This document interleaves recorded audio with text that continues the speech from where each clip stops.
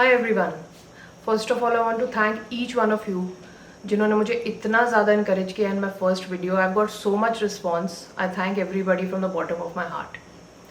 So as I discussed in the previous video, today I'm going to discuss about section 64 of BNS, that is Bharatiya Nyay Sanhita, which was earlier IPC section 376, that is punishment of rape. इसके जो ingredients हैं, किन cases में कितनी punishment होती है, वो हम आज डिस्कस करेंगे. और मुझे काफ़ी सारे मैसेजेस आए थे कि आप केस स्टडीज़ बताओ. I will be dealing with case studies in a separate video जिसमें लैंडमार्क केसेस जो भी रेप के हैं वो मैं अलग से डिस्कस करूँगी. उसमें क्या मोडालिटीज़ थी, क्या उसमें लॉ पॉइंट्स थे, I will discuss that in a separate video. So now let's deal with section 64 of Bharatiya Nyaya Sanhita. Punishment for rape. Whoever, except in the cases provided for in subsection 2, commits rape shall be punished with rigorous imprisonment of either description for a term which shall not be less than 10 years, but which may extend to imprisonment for life and shall also be liable for fine. इसका ये मतलब है कि subsection 2 में जो cases हैं, there are various, 1, 2, 3 various parameters and various categories in section 2. जैसे कि police officer when he commits rape. इनके अलावा सब सेक्शन 2 के अलावा जो भी केसेस रेप के हैं जो हमने पहले वाले चैप्टर में डिस्कस किए हैं, सेक्शन 63 के जितने भी इंग्रेडिएंट्स को मीट करते हैं, in those cases the person will be punished with rigorous imprisonment of either description for a term which shall not be less than 10 years. मतलब मिनिमम 10 ईयर्स की उसको रिगरस इम्प्रिजनमेंट, कड़ी सज़ा होगी, और जो कि एक्सटेंड हो सकती है टिल इम्प्रिजनमेंट फॉर लाइफ, और साथ में फाइन भी देना पड़ेगा. तो इन केसेस में हमें लेस देन 10 ईयर्स, मतलब not less than 10 years but which may extend to imprisonment for life. अब हम आते हैं सब सेक्शन 2 में. इनमें वेरियस टाइप्स ऑफ पर्सन्स है, जैसे कि whoever being a police officer commits rape within the limits of the police station to which such police officer is appointed in the premises of any station house. अब इसमें क्या है कि कोई भी पुलिस ऑफिसर अपने प्रेमिसेस में जहाँ पे वो पोस्टेड है उसके अंदर कोई भी रेप अगर कमिट होता है in the premises of any station house, station house की जो बाउंड्री थोड़ी ज़्यादा होती है पुलिस स्टेशन से, on a woman in such police officer's custody or in the custody of a police officer subordinate to such police officer.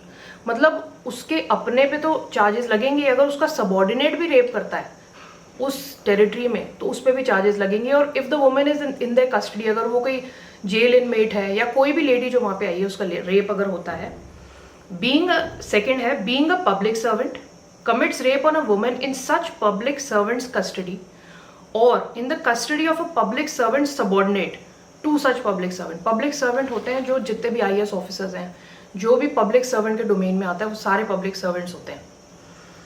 उसमें जो भी कमिट करेगा रेप या उसका subordinate, so that will also be considered, वो subsection 2 में आएगा जिसमें इम्प्रिजनमेंट थोड़ी ज़्यादा है. Third is being a member of the armed forces deployed in any area by the central government or state government commits rape in such area. Armed forces में सब आ जाता है, आर्मी, नेवी, एयरफोर्स, ITBP, जितने भी forces हैं central government या state government के लिए, जो भी उनमें हैं जो आर्म्ड फोर्सेज के प्रोफेशनल्स हैं, वो अगर रेप कमिट करें तो. D is being on the management or on the staff of a jail, remand home or other place of custody established by or under any law for the time being in force. इसका ये मतलब है jail के जितने भी staff होते हैं, jailer से लेके सारे नीचे के जितने भी स्टाफ, रिमांड होम जहाँ पे कैदियों को रखा जाता है, और other place of custody.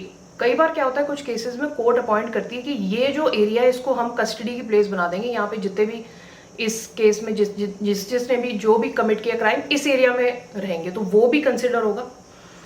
Established bye और under any law for the timing in force और वुमेन्स और चिल्ड्रंस इंस्टीट्यूशन. कई सारे वुमेन चिल्ड्रन इंस्टीट्यूशंस हैं, जैसे कि जुवेनाइल जस्टिस होम हो गया, कोई क्रेच हो गया, इस टाइप के बहुत सारे गवर्नमेंट के इंस्टीट्यूशंस हैं.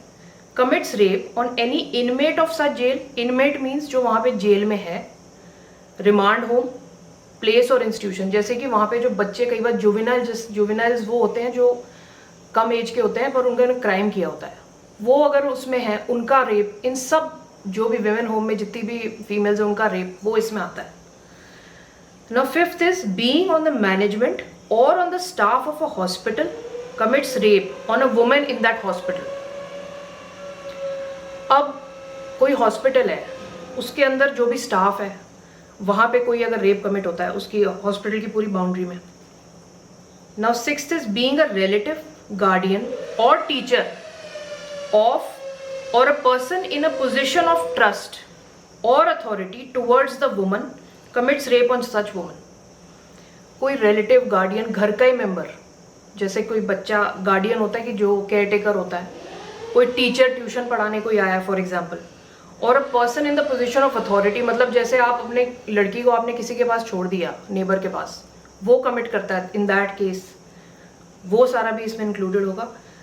कमिट्स रेप ड्यूरिंग कम्युनल और सेक्टेरियन वायलेंस. कम्युनल वायलेंस मतलब जैसे कुछ दंगे हो जाते हैं किसी जगह, कई तरह के दंगे होते हैं, जैसे 84 राइट्स हुए थे, यहाँ पे भी बहुत सारे, बाबरी मस्जिद, उस पीरियड में जो इस टाइप के ऑफेंस करता है वो भी इसमें आएगा.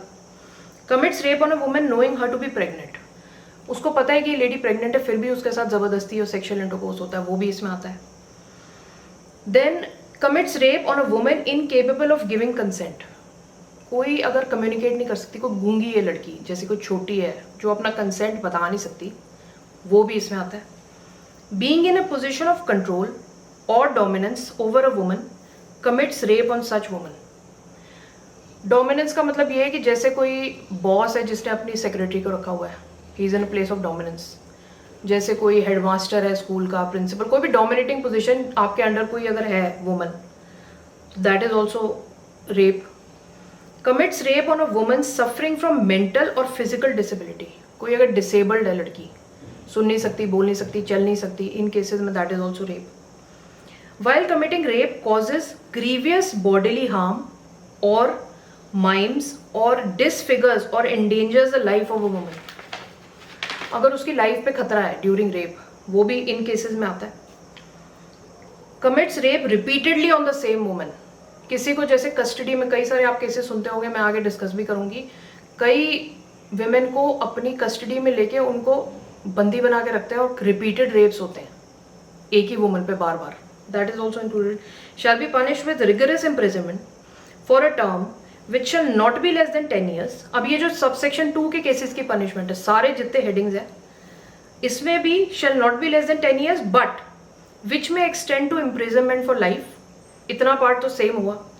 विच shall mean imprisonment for the remainder of that person's natural life. मतलब इम्प्रिजनमेंट ऑफ लाइफ कई बार क्या होता है 24-25 साल में उनको बेल मिल जाती है, पर इस केस में इन सारे पॉइंट नंबर 2 के जितने भी हैं कैटेगरीज, इन केसेस में जब तक वो जीवित है तब तक वो पनिशमेंट चलेगी. रिमाइंडर ऑफ द लाइफ मतलब जितने भी उसकी नेचुरल लाइफ है, जब वो मरेगा मतलब वो जेल में ही मरेगा. And shall be also liable to fine. तो ये बहुत ज़्यादा हीनियस क्राइम्स है सेकंड वाले, इनमें ज़्यादा पनिशमेंट है. अब इसमें पहले जो होता था आईपीसी सेक्शन 376, उसके अंदर जो एक कैटेगरी थी अंडर 16 वाली, वो भी इसी में इंक्लूडेड थी. अब इन्होंने क्या किया, एक नया सेक्शन बना दिया है, which is the next one, section 65 punishment in certain cases, जिसमें 12 साल से नीचे लड़कियां और 16 साल से उसमें उसको अलग सेक्शन में है. तो ये एक मुझे अच्छी बात लगी इसमें बीएनएस में. अब इसमें एक्सप्लेनेशंस दी हैं आर्म्ड फोर्सेस का क्या मतलब है. Armed forces means naval, army and air forces and includes any member of the armed forces constituted under any law for the time being in force, including the paramilitary forces, any auxiliary forces that are under the control of the central government or state government. मतलब ये सारी forces को include करते हैं. फिर इन्होंने hospital का meaning बताया, means the precincts of the hospital and includes the presence of any institution for the reception and treatment of persons during convalescence or of persons requiring medical attention or rehabilitation. फिर police officer का meaning समझाया है. Police act में है, जो police officer की definition under police act है वही इन्होंने कंसिडर करी है.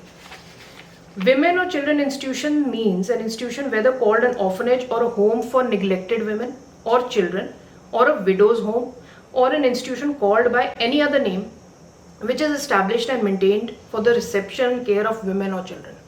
कई सारे इंस्टीट्यूशन होते हैं गवर्नमेंट के, तो वो सारे इसमें कवर होते हैं. अब सेक्शन 65 जो अगला इन्होंने रखा है, सेक्शन 64 में तो एक पूरा प्रॉपर ब्यौरा आ गया. Now they have classified section 65 punishment for rape in certain cases. अब वो सर्टन केसेस दो में डिवाइड करें इन्होंने. Whoever commits rape on a woman under 16 years of age shall be punished with rigorous imprisonment for a term which shall not be less than 20 years. अब इसमें 20 साल तक पनिशमेंट है.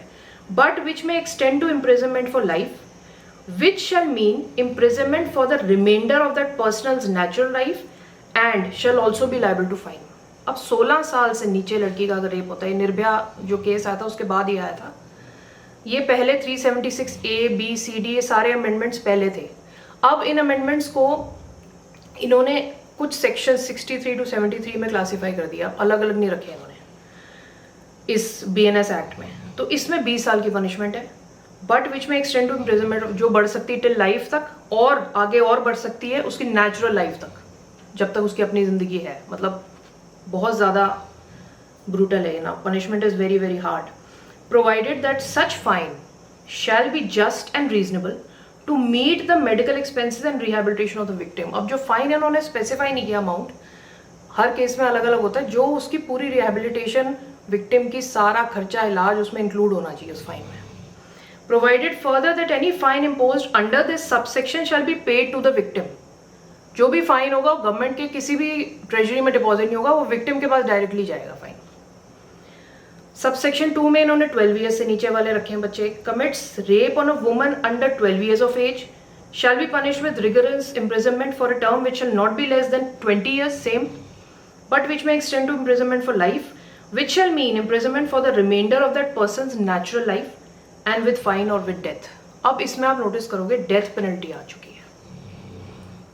ये पहली बार आई है डेथ पेनल्टी. अब इसमें अंडर 12 वालों के लिए के केसेस में इसमें डेथ पेनल्टी भी दी हुई है. Provided that such fine shall be just and reasonable to meet the medical expenses and rehabilitation of the victim. Provided further that any fine imposed under the section shall be paid to the victim. ये same चीज़ें ऊपर है. तो इस case में इन्होंने ये word include किया है and with fine or with death. तो इसमें डेथ पेनल्टी दी है. अब आगे जो सेक्शंस आते हैं वेजिटेटिव स्टेट वगैरह, sexual intercourse upon husband wife, जो सेक्शंस हैं वो हम नेक्स्ट में करेंगे. Now we have basically discussed section 64 जिसमें सारी punishments हैं, और ये अंडर 16 और अंडर 12 में क्या punishment होगी. So that's all for now. Thank you very much.